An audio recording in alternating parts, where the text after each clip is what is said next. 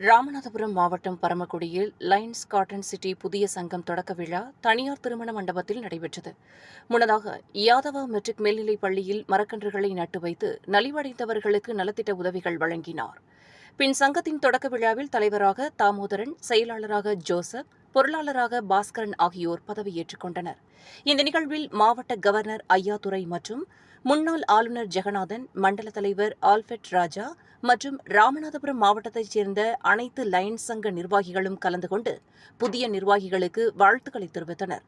நிகழ்ச்சியை லியோ சங்க தலைவர் சதீஷ்குமார் சிறப்பாக ஏற்பாடு செய்திருந்தார். வைகை லயன்ஸ் பிரிட்டோ ராஜ் நிகழ்ச்சியை தொகுத்து வழங்கினார்.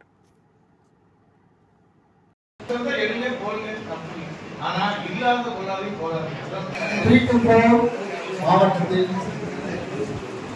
இன்று புதிதாக பரமக்குடி காட்டன் சிட்டி சங்கத்தினுடைய புதிய உறுப்பினர்களாக 2017 ஆண்டு திரு மெல்வின் ஜோர்ஜ் அவர்கள்